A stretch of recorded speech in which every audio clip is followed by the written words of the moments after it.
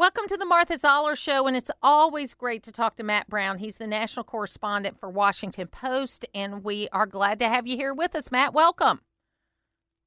Great to be here, Martha. Thanks for having me. Sure. Let's start out with stuff a little closer to home, and then we'll get to the stuff that happened down in Florida last week.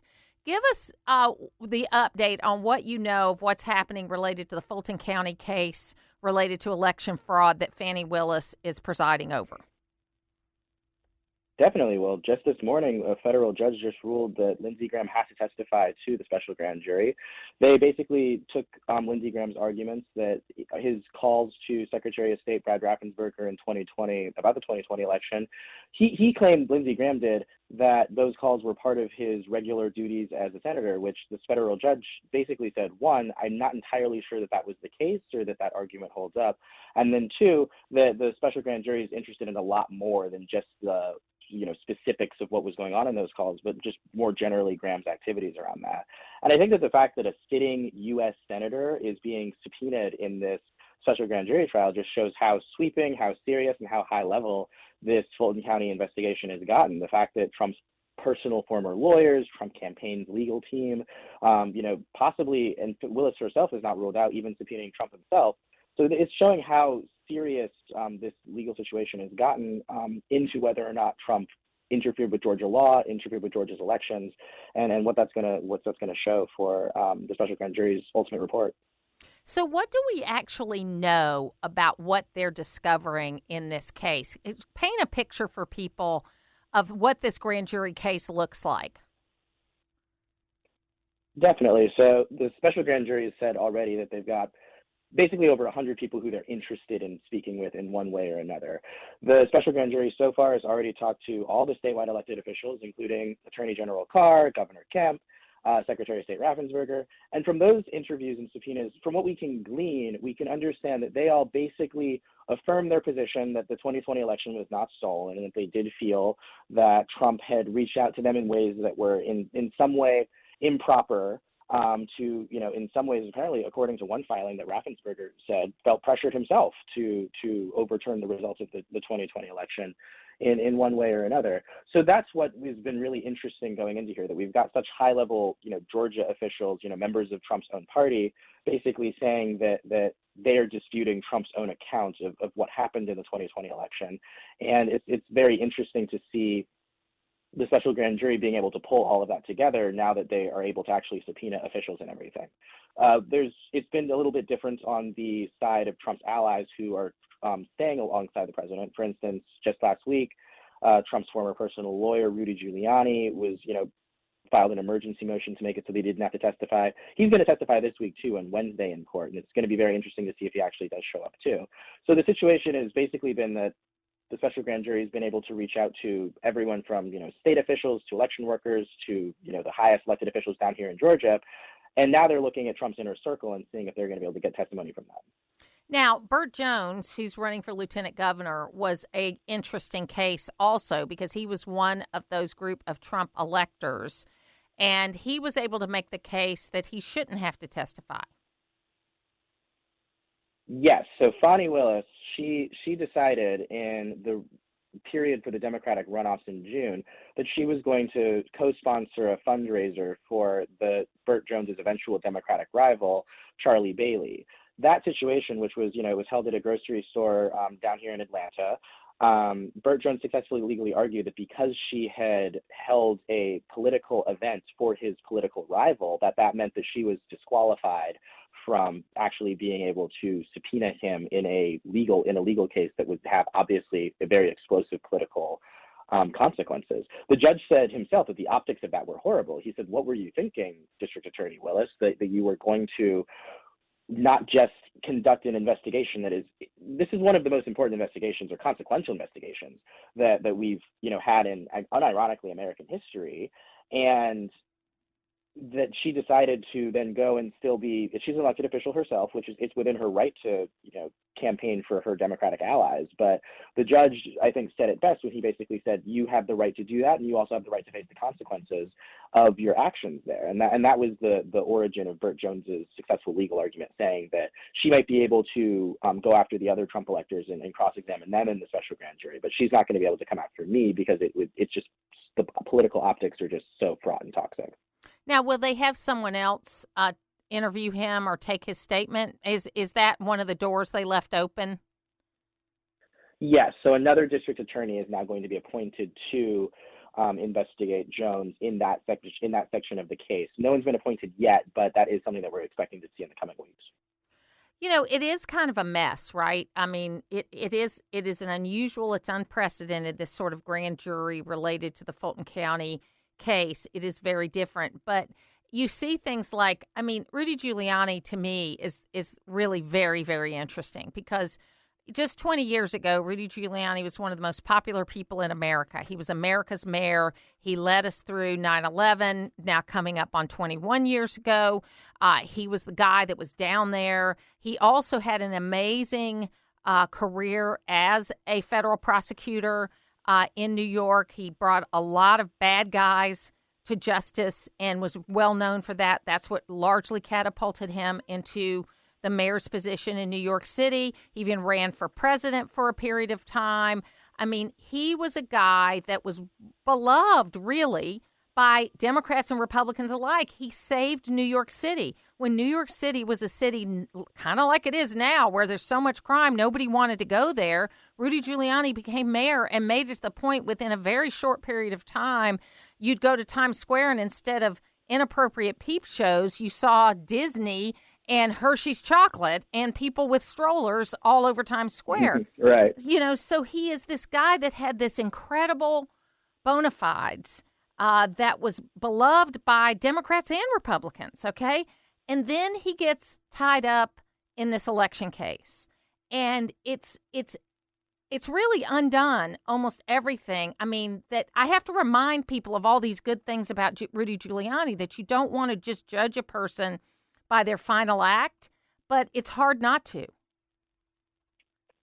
Exactly. And this is one thing that I always like reminding people of, that this is also why Rudy Giuliani had so much credibility when he came down to Georgia and said that there were, ballots being stuffed in the State Farm Arena, when he said that the election had been stolen or overturned. This is why a lot of people, like when America's mayor, who had overseen the largest city in the country, comes down and tells you that there's this, unfair conspiracy to steal your vote, that's a lot of credibility coming down from someone who, as you said, literally saw the country through one of its darkest hours. So I don't necessarily blame a lot of people for initially when he's claiming that he has evidence of serious malfeasance, that's something that you got to pay attention to, regardless of if he actually was able to deliver the goods, which, to be clear, he was not in this situation. The election was not stolen, and everyone from the Georgia Bureau of Investigation to federal courts to our own Secretary of State down here were clearly able to show that with evidence. But Giuliani does have a lot of consequence here. He had a lot of reputation in this.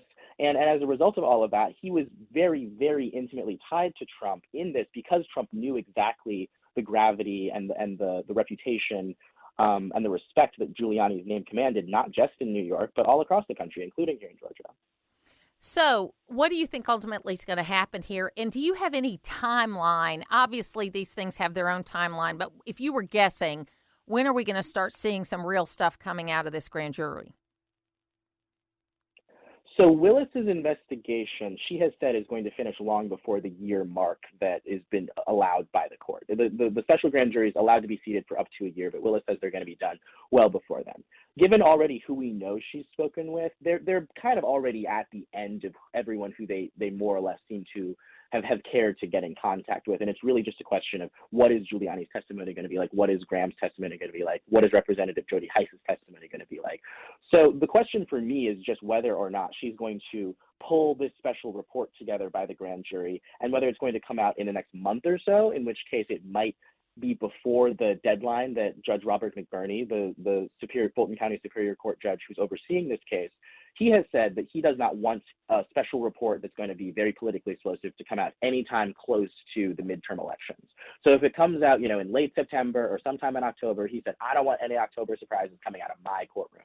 So if that's the case, then we're not going to really see the full report and the full consequences of this until potentially late November or December, when it would be still consequential, but it wouldn't necessarily affect the outcome of the midterm elections. Yeah, I mean, I think there's a lot of people saying this or that thing is going to affect the midterm election, but I think what we're seeing is that, and much like in 1992, it is going to be about the economy. And while these little things may move a few voters one way or another, and even some of these big things may move a few voters one way or another, I think the number one thing is going to be, I think there's two things. One, the economy and how people feel about it. And two, how parents feel about their children being in school and what their role there is. I think those are the things that are going to move voters the most. And it'll be interesting to see how all these other little shiny objects, if you will move voters. Because I think most of the things that people have been saying, oh, this is going to move voters or that's going to move voters, that the voters were already in whatever camps they were in before those things came out, whether you're talking about Roe v. Wade or you're talking about something else. I just think the bigger thing that's going to move voters is how they feel about the economy. Now, let's shift gears and talk a little bit about what happened last week in Mar A Lago, where we had, some people are mincing words, but you had 30 FBI agents go into Mar A Lago on a day when the former president was not there. As I understand it, and you can correct me if I'm wrong, there had been some meetings with the former president in June, not too long ago, where a lot of documents were taken out of Mar A Lago, and that this raid, I'm calling it a raid because I think if you got 30 agents, that's a raid. They come in and they have taken additional things. So tell us what we know so far.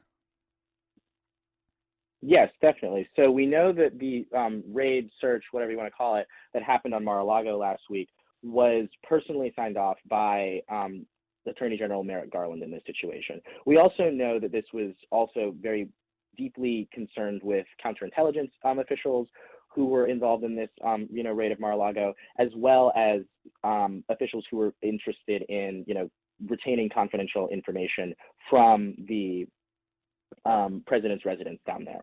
That is a situation that has been very interesting to find out actually what was approved by the search warrant and what they were actually looking for. We heard the Washington Post reported last week that one of the things that they were most interested in finding was nuclear documents and potential documents relating to the United States' nuclear systems.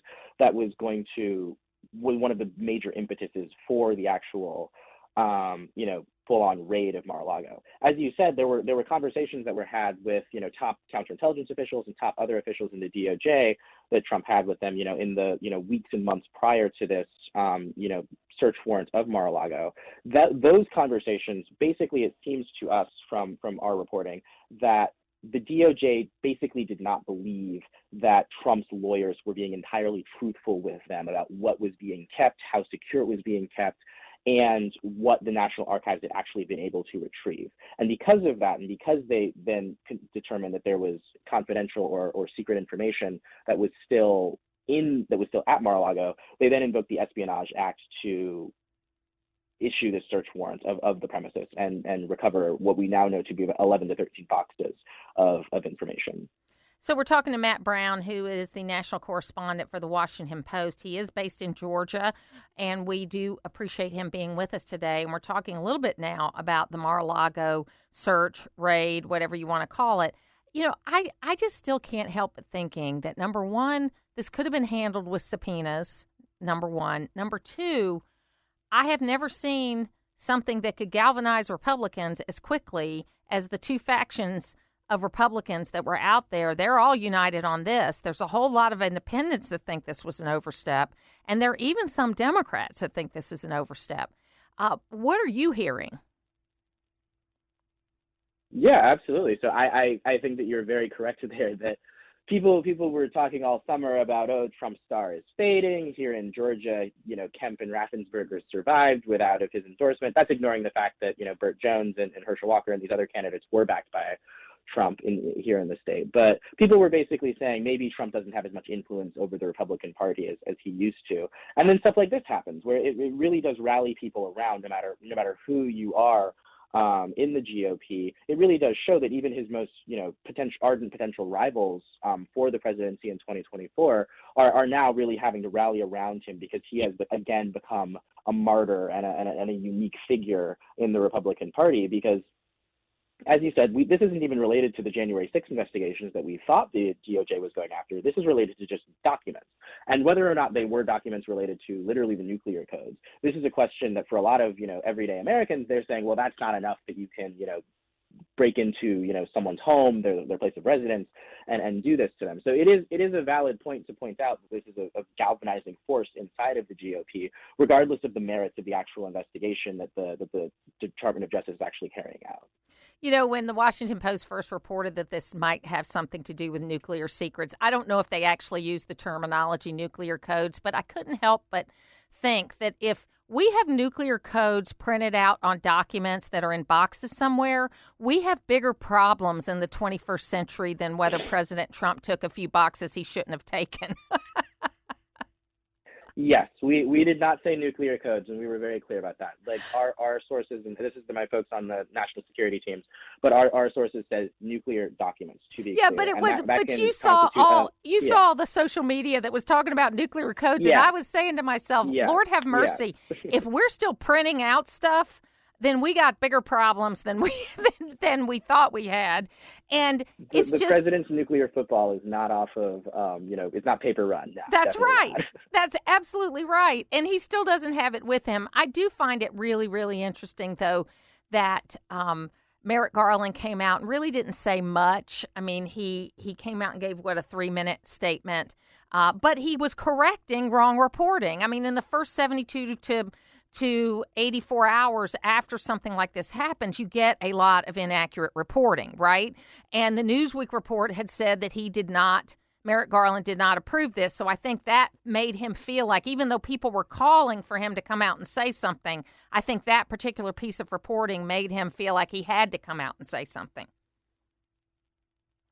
Yeah, 100%. No, this is an incredibly, ironically, you could say like thermonuclear, political development that we're dealing with in the country, and this has obviously led to threats against FBI officials, which is another thing that Garland talked about. It's led to conspiracy theories about like, oh well, what were they really after? And obviously, folks on the left are coming up with the most maximalist conspiracy theory possible about what did they find? Oh God, like Trump was selling the nuclear codes and all this stuff, and then you've got folks on the right obviously rallying around the former president. So this is an incredibly fraught situation, both legally for the Department of Justice and politically just for the country.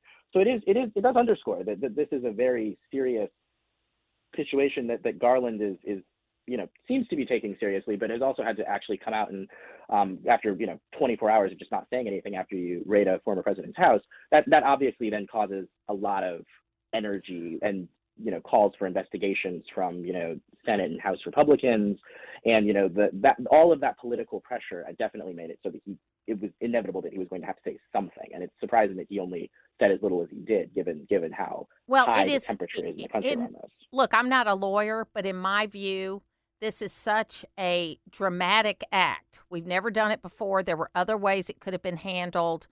I understand that Merrick Garland made the decision, but there's one of two choices for him.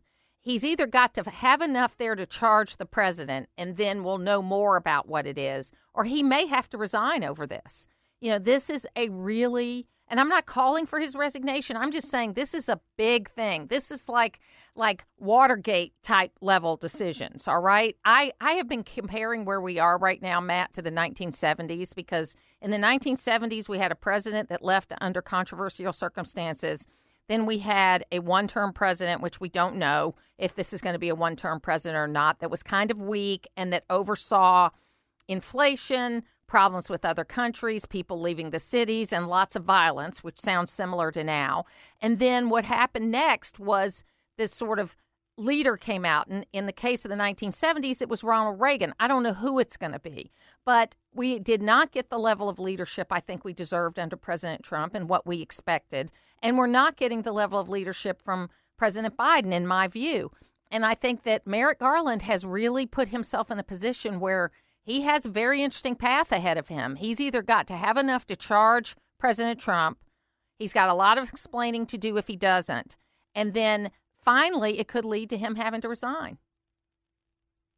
That is, definitely potential on the horizon. I'm very curious to see who the 21st century Ronald Reagan is going to be. And I do think that this is a politically explosive thing, that even Nixon was not, investigated by the Department of Justice and saw his home raided. So this is going to be a very politically delicate and unavoidably explosive situation that's going to be felt not just by Trump and his allies, but by the entire American political system as we figure out, like, what does this mean, and is there any way out of this that doesn't lead to more political violence as we've seen over the past 2 years or so, and just more consternation and stress in the country. And can we figure out a way to go forward? That's the true question here. So what are you working on now? What are the next steps of what you're watching for? Like, if you were sitting there with popcorn and you can't wait for the next thing to happen, what are you looking for?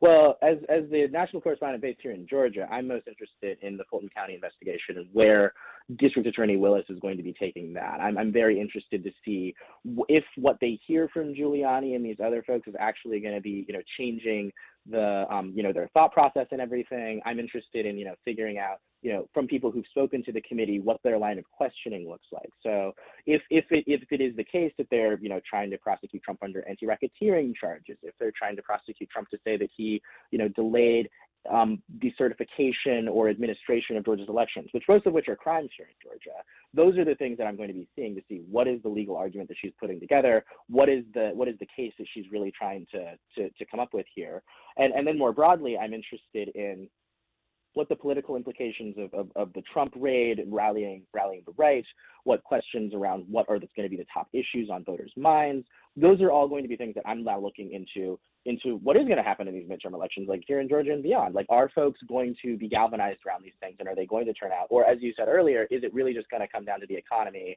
and whether or not people can put food on the table and think that their kids are safe at school?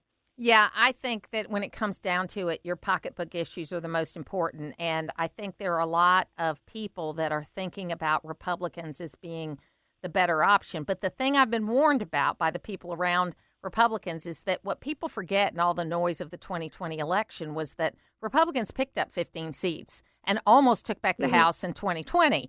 So it's not going to be as big of a wave as a lot of people are predicting. And maybe they're predicting that intentionally so that people are disappointed. But I do think that Republicans are motivated. We know from polling the Republicans are more motivated to get out to vote than Democrats are right now. And I'm watching that really closely. What is going to change people's minds about whether they get out and vote or not? Because we saw in 2016 especially, there was all this noise around Donald Trump, but then ultimately Democratic voters didn't get out and vote for him or vote for her, vote for Hillary Clinton. So it's one of those things that I think will be interesting to watch. Matt Brown, national correspondent for the Washington Post, thank you so much for joining me today on the Martha Zoller Show. Wonderful. Thanks for having me.